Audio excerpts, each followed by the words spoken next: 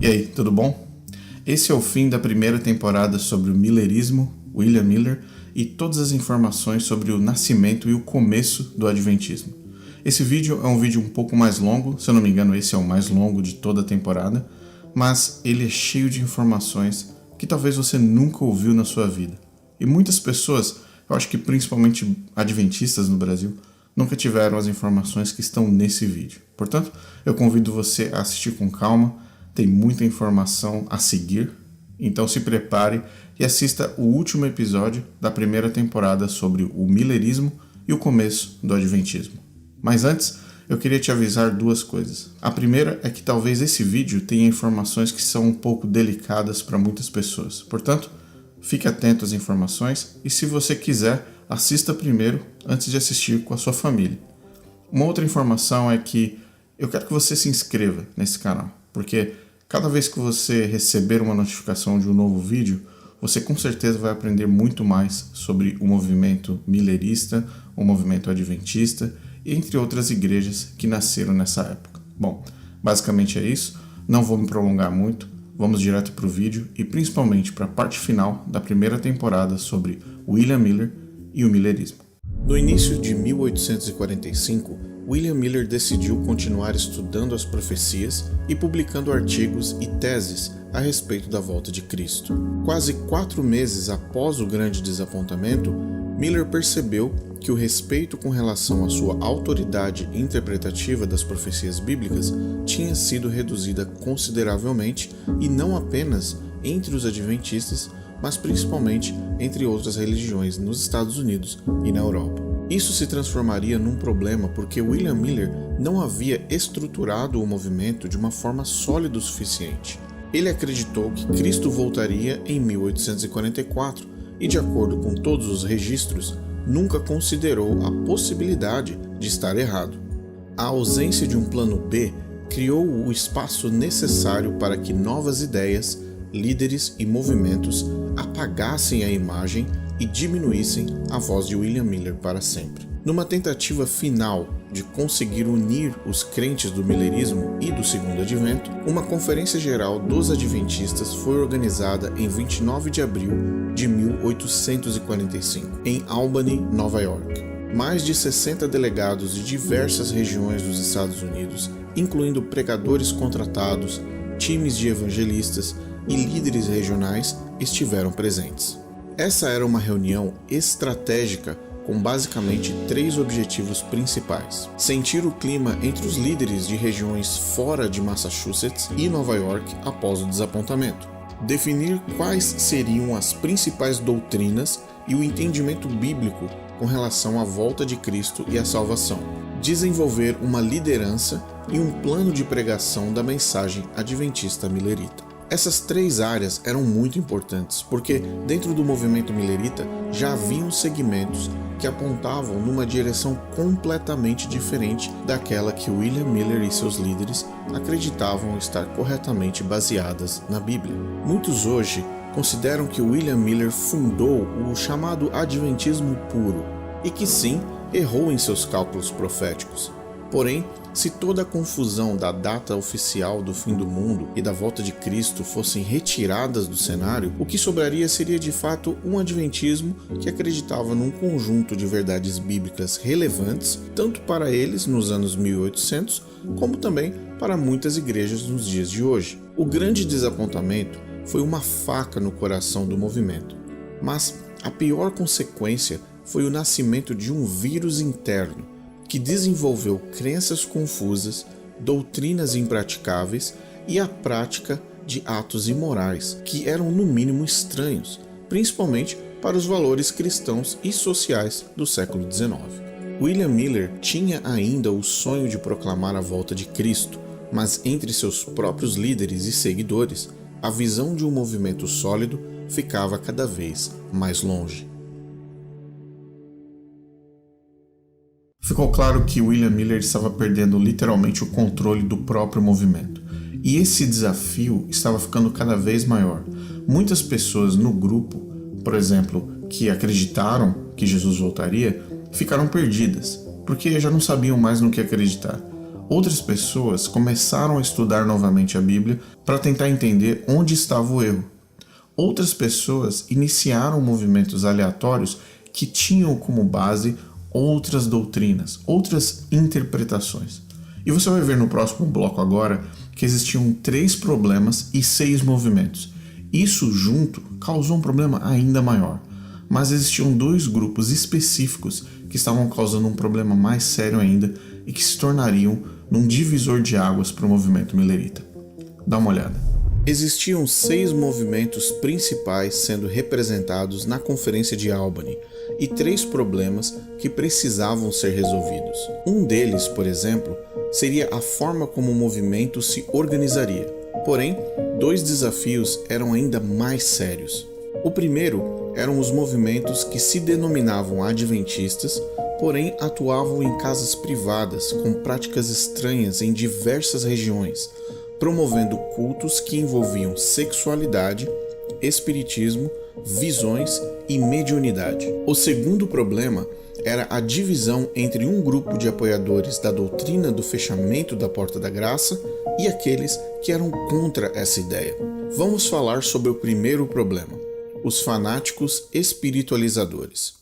Os espiritualizadores sempre fizeram parte do grupo de seguidores de William Miller. Eles eram pessoas que haviam deixado suas igrejas, religiões ou seitas aceitando a mensagem da volta de Cristo em 1844. Esses grupos religiosos sofreram uma grande influência do espiritualismo, do espiritismo e das práticas do oculto, vindas da região do Burnover District, em Nova York. A Igreja Metodista, por exemplo, era na época uma das igrejas que acreditavam em formas de culto e experiências espirituais ligadas ao oculto e atos coletivos não convencionais. Após o desapontamento, muitos membros destes grupos passaram a acreditar numa combinação de doutrinas que eles mesmos criaram, como por exemplo, o entendimento que Jesus havia voltado sim em 1844, porém Cristo ele habitava dentro das pessoas. Eles pregavam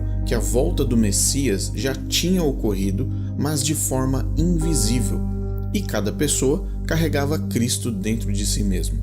Esse grupo realizava suas reuniões privadas nas casas dos interessados em ouvir a mensagem que eles nominavam de mensagem do Advento.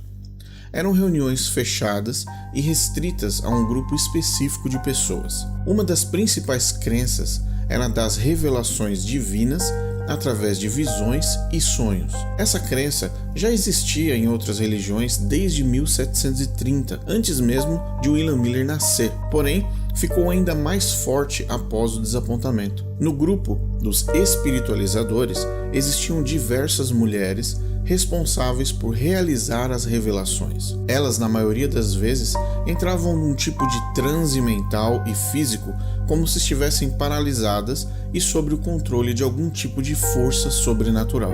Durante ou após esse transe, elas retornavam a si com uma mensagem supostamente vinda dos céus ou da parte de Deus para os donos da casa onde eles se reuniam. Uma outra prática era dos contatos físicos e abraços íntimos e invasivos durante os cultos realizados por esse grupo. As práticas mais comuns eram de mulheres que rolavam no chão, cantando e imitando como se fossem crianças, se rastejando e fazendo barulhos como gemidos e urros. Outras mulheres beijavam os pés dos líderes dos grupos, comumente chamados de pastores. O beijo nos pés descalços era um ato de humildade perante o líder espiritual e era obrigatório como um tipo de bênção a ser recebida através dos beijos dados nos pés. Outros atos relacionados a este grupo eram os famosos beijos santos ou Holy Kiss. Esses beijos aconteciam entre pessoas do mesmo grupo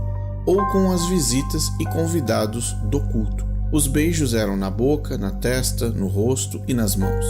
Demais atos como relações sexuais, batismos em águas, o casamento e o relacionamento com múltiplas esposas, consideradas esposas espirituais, e o recebimento de revelações proféticas e mediúnicas através de mulheres vestidas ou nuas em visão, eram também comuns ao grupo de espiritualizadores. Além destas crenças, os espiritualizadores adventistas também praticavam o lava-pés em suas reuniões e aconselhavam aos membros de seus grupos a não ocuparem nenhum trabalho formal, vivendo apenas de doações, alimentos e dinheiro doado entre os grupos e apoiadores.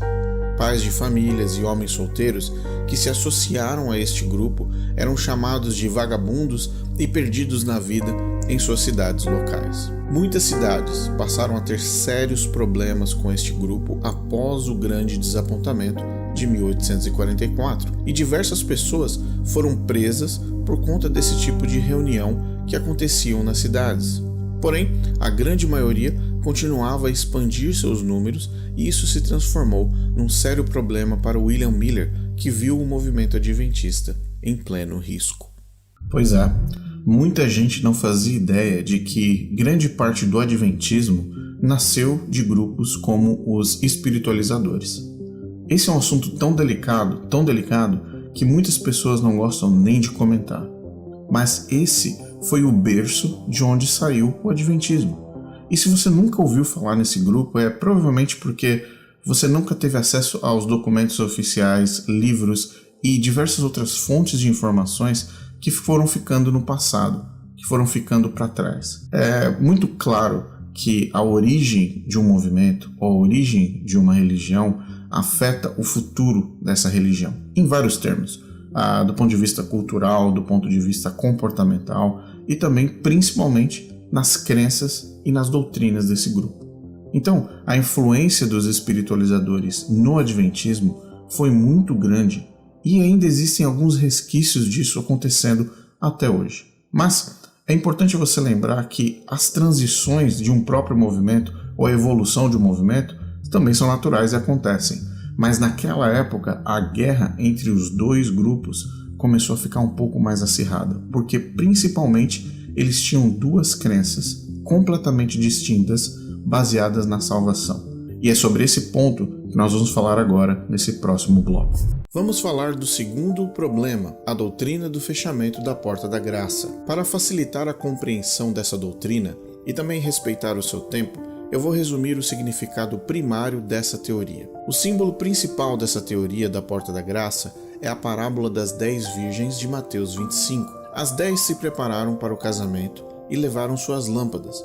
Porém, o noivo se atrasou para o casamento e quando ele chegou, apenas 5 delas tinham óleo suficiente para participar das festividades, enquanto as outras 5 não puderam entrar na festa. A porta se fechou e elas ficaram para fora, enquanto as outras virgens preparadas entraram para as festividades com o noivo e os convidados. Basicamente, é uma ilustração sobre a volta de Cristo, alertando para que todos se mantenham preparados ou não poderão entrar no céu, pois a porta estará fechada. Essa parábola está presente em Mateus 25, 10. Logo no final, Jesus encerra a parábola dizendo: Então, as moças sem juízo saíram para comprar óleo, e enquanto estavam fora, o noivo chegou. As 5 moças que estavam com as lamparinas prontas entraram com ele para a festa do casamento e a porta foi fechada. Todos os grupos que ainda faziam parte do millerismo de 1845 acreditavam em duas ideias sobre as chances de salvação após o desapontamento. Em outras palavras, após 22 de outubro de 1844, os milleritas se dividiram em 2 grupos distintos quando o assunto era salvação. No grupo 1, estão os milleritas adventistas, que acreditavam que não havia mais nenhuma chance de salvação após 22 de outubro de 1844. Eles criam que todas as pessoas e seres humanos que rejeitaram a mensagem de William Miller estavam definitivamente perdidos e não seriam salvos. Eles também acreditavam que todos os nascidos após o grande desapontamento também estavam perdidos e morreriam no lago de fogo do inferno. A porta da graça estava completamente fechada e não existiam mais chances de ninguém ser salvo. Estavam salvos apenas aqueles que acreditaram em William Miller ou aqueles que aceitaram a Cristo antes de 22 de outubro de 1844. Além disso, esse mesmo grupo apoiava a ideia de que todos os que faziam parte de outras igrejas ou religiões também eram parte da Babilônia e estavam perdidos, como por exemplo batistas, metodistas, presbiterianos, católicos, entre outros. Eles não apoiavam o trabalho formal e acreditavam que nada mais era necessário, pois estavam todos plenamente salvos. No grupo 2 estavam os mileritas adventistas, mas que acreditavam que ainda existiam chances de salvação e que a porta da graça ainda estava plenamente aberta, que Cristo ainda estava perdoando pecados, intercedendo pelos seres humanos e que todos ainda tinham chances de arrependimento e de salvação. Resumindo, a porta da graça estava 100% aberta. Esse grupo considerou os erros de cálculo de William Miller e rejeitaram qualquer noção de exclusivismo ou separatismo santo, como sendo o único grupo que tinha a verdade. No final, os dois grupos ganharam 2 apelidos: os Adventistas da Porta Fechada e os Adventistas da Porta Aberta. Esse não era um problema pequeno. Além de todas as possíveis implicações que ambas teorias traziam na época, o próprio movimento automaticamente também iria sofrer com a continuação desse conflito de ideias. William Miller já havia abandonado a ideia da Porta da Graça fechada. Ele tentou acreditar nessa proposta, mas em alguns meses considerou que era uma doutrina errada. Porém, ele sabia que o grupo que poderia trazer mais prejuízo para o seu movimento era justamente a galera adventista da porta fechada. Afinal, se a porta estava fechada e não haviam mais chances de salvação, para que então era preciso pregar que Jesus estava voltando? Por que sair correndo para converter o mundo, se não haviam mais chances de alcançar o céu? É claro que William Miller e os demais líderes do movimento rejeitaram com firmeza essa ideia e na conferência de Albany votaram pelo entendimento claro de que sim, a salvação em Cristo estava amplamente disponível e que todos os esforços necessários para que mais pessoas se entregassem a Cristo deveriam ser aplicados diariamente, porque Cristo estava sim muito perto de voltar ao planeta Terra. Bem, como você viu, eram 2 doutrinas separadas. Algumas pessoas acreditavam que não tinha mais jeito de se salvar. Jesus, Deus, todos eles tinham fechado a porta de salvação e todos os outros que tinham acreditado em William Miller, eles estavam plenamente salvos. E eles poderiam fazer o que eles quisessem da vida deles, que eles não perderiam a salvação. Outro grupo, um pouco mais centrado, eles pararam para pensar que sim, houve um erro, mas que a salvação ainda estava disponível para as pessoas. Esses 2 grupos estavam conflitando de uma forma direta dentro do movimento. Então, foi preciso que algumas ações e algumas decisões fossem tomadas durante a conferência de Albany para que essas divisões e para que essas diferenças doutrinárias fossem resolvidas de uma vez por todas. Então, nesse próximo bloco, você vai ver quais foram as decisões que foram tomadas com o aval de William Miller e também dos delegados e quais as posturas que eles tomaram com relação aos espiritualizadores. Então, assiste aí.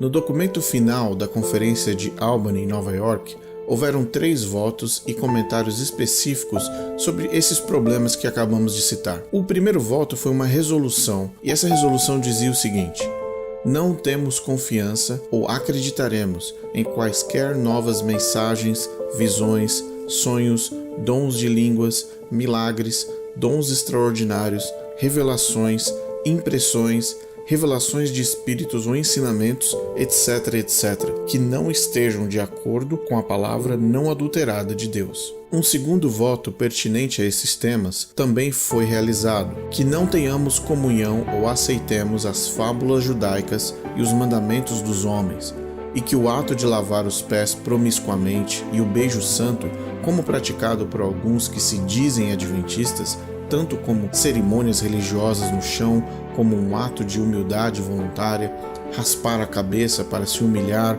ou agir como criança sem entendimento, não é apenas antibíblico, mas subversivo, sem pureza ou moralidade. E considerando também que nossas congregações já sofreram muito com pessoas que se inseriram no ministério e ensinaram erros, usando palavras suaves e discursos aparentemente justos, enganaram os corações simples e os desencaminharam. No final, uma afirmação oficial de William Miller sobre o fechamento da Porta da Graça, dizendo: "Eu não tenho confiança em nenhuma das novas teorias que surgiram do movimento, a saber que Cristo veio como noivo, ou que a Porta da Misericórdia foi fechada, ou que foi o cumprimento de uma profecia em qualquer sentido." William Miller, 1845.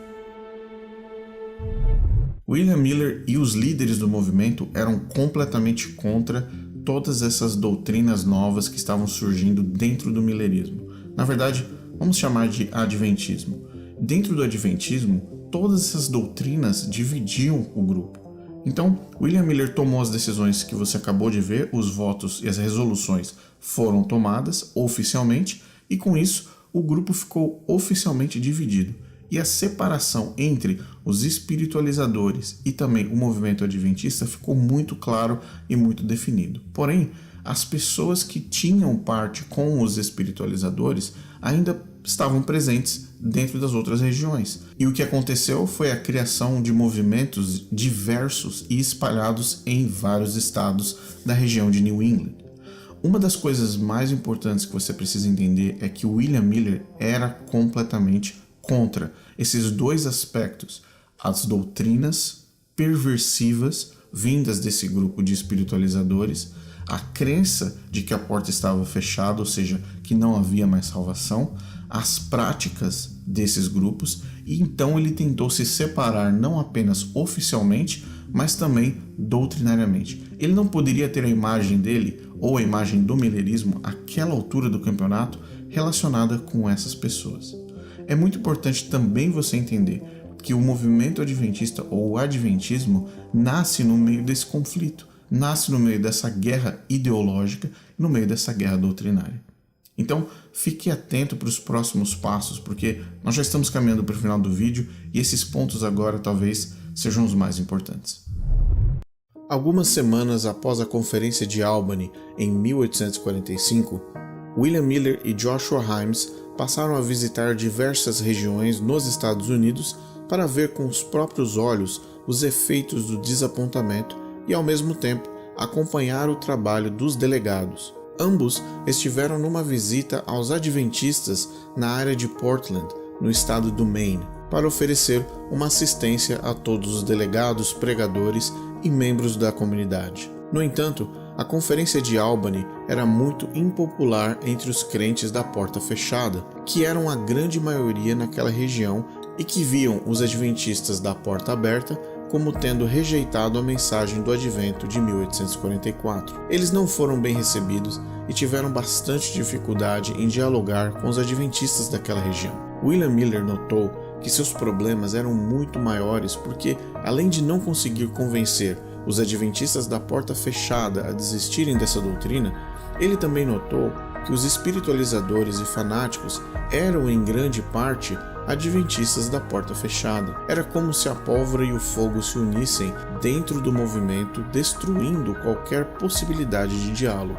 Na região de Portland, Maine, os adventistas que viviam ali já consideravam que a Porta da Graça estava fechada e que somente eles estavam salvos. Em outras palavras, eles não poderiam mais perder a salvação, enquanto outras pessoas não poderiam mais recebê-la.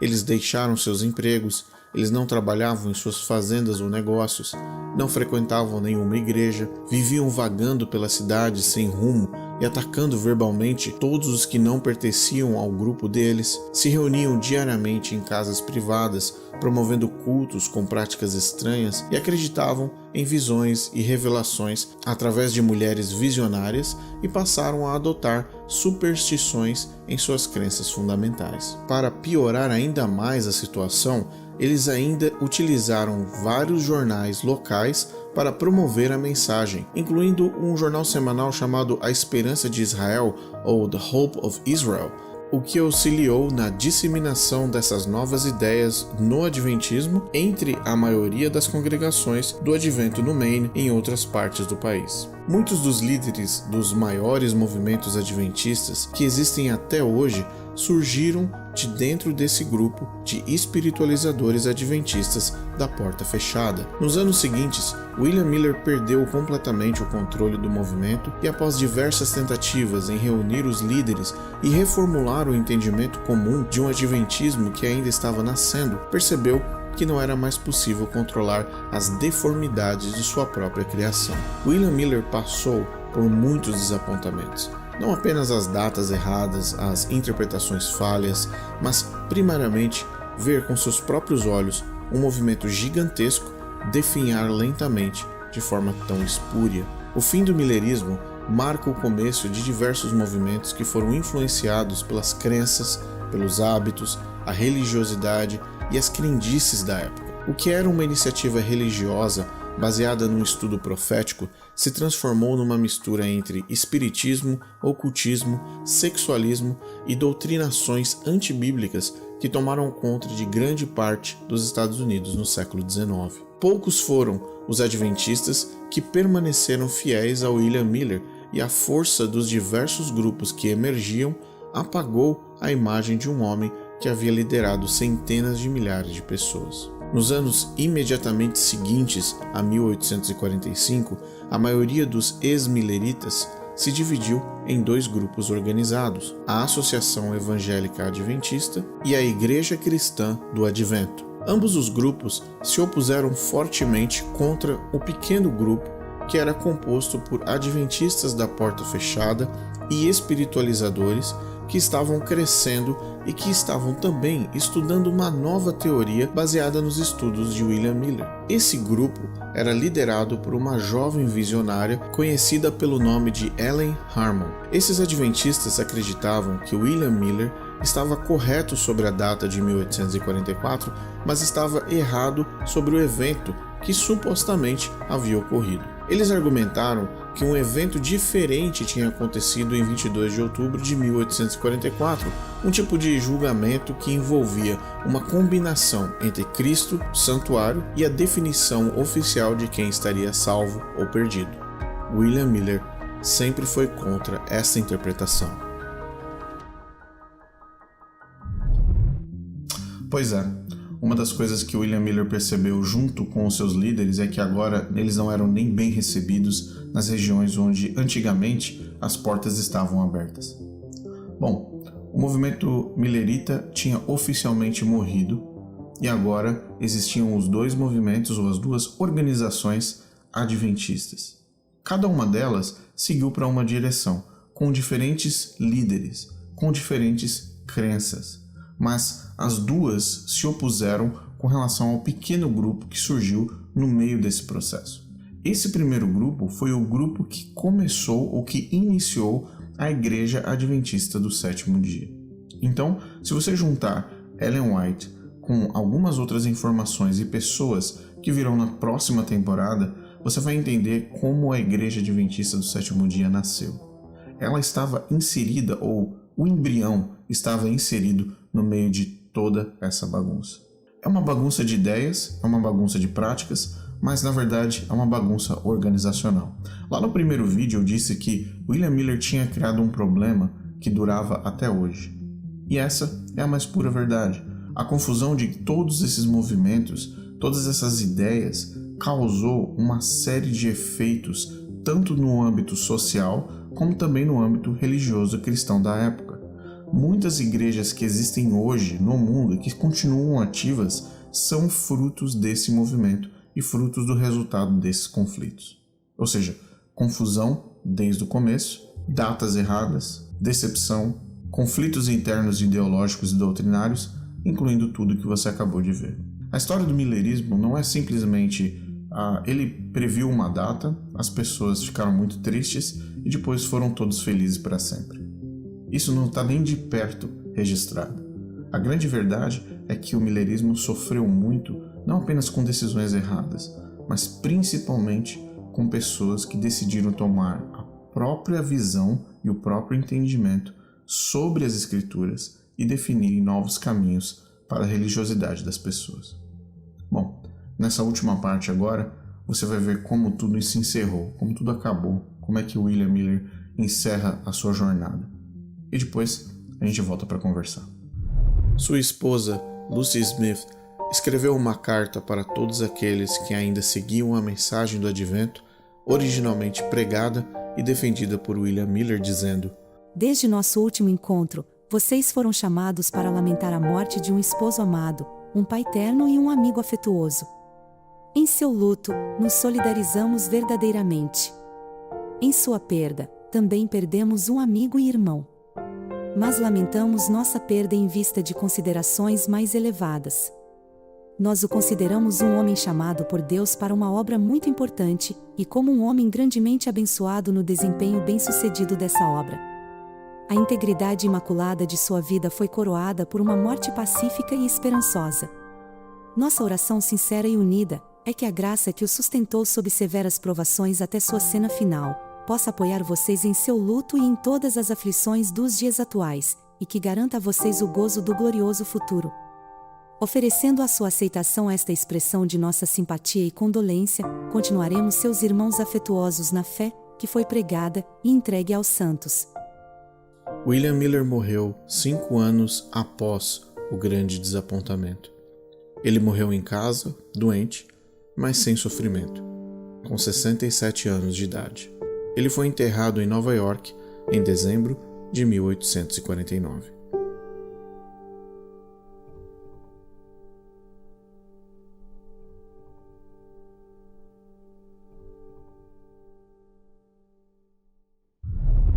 Para muitas pessoas, William Miller continua sendo um profeta. Para outras pessoas, William Miller foi só um cara que confundiu as coisas. Para outros, ele foi responsável por um dano muito maior. A gente não sabe qual era, no final das contas, a intenção de William Miller. Eu acredito pessoalmente que, no fim dessa temporada, depois de todas as pesquisas e informações, a minha opinião pessoal é de que ele de fato acreditava no que ele estava pregando, apesar de ser completamente errado e estar completamente contra um versículo básico que Cristo disse que ninguém sabe o dia e nem a hora. Mas uma das coisas que você precisa dar o braço a torcer é que William Miller fez parte de um movimento que não era simplesmente um movimento onde as pessoas acreditavam numa história da carochinha. Era parte da cultura da época. William Miller, ele é filho do Burnover District, do movimento de revivacionismo ou de grande reavivamento que aconteceu nos Estados Unidos no final do século XVIII e no começo do século XIX. É muito importante também lembrar que as pessoas estavam em busca de algo para acreditar. A vida não era fácil, as pessoas tinham muitas dificuldades e, infelizmente, certas crenças e doutrinas eram muito fáceis para capturar o coração das pessoas e a mente. William Miller foi sincero, mas ele errou feio. E o problema é que as consequências desses cálculos, as consequências dessas profecias ou dessas previsões, gerou outros filhos, os filhos do desapontamento, que são organizações que infelizmente levaram pessoas para caminhos que não eram tão bons. Bom, esse é o fim da primeira temporada. Eu espero que você tenha gostado desses 3 primeiros vídeos. São episódios longos, são episódios com muitas informações, mas eu acho que é uma história que talvez nunca tenha sido contada e você nunca tenha ouvido falar desse período específico do millerismo e do berço do adventismo no mundo.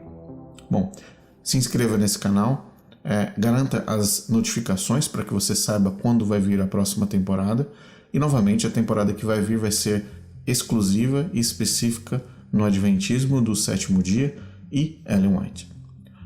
Uma das coisas que muitas pessoas se perguntam é que talvez ele tenha acertado em aqui, ou acertado ali, ou acertado uma previsão, ou talvez uma teoria. Bom, tudo isso a gente vai descobrir na segunda temporada, quando você vai realmente entender o que está por trás da fundação da Igreja Adventista e a história verdadeira de como tudo aconteceu. Espero que você tenha gostado, obrigado pelo seu tempo, e eu também vou pegar esses vídeos todos, os 3 primeiros episódios, e vou fazer cortes para cada um dos trechos específicos, para que você possa ter um acesso mais rápido ao conteúdo. Então, te vejo na próxima temporada e se inscreva para você ficar sabendo quando isso vai acontecer. Um abraço e até a próxima.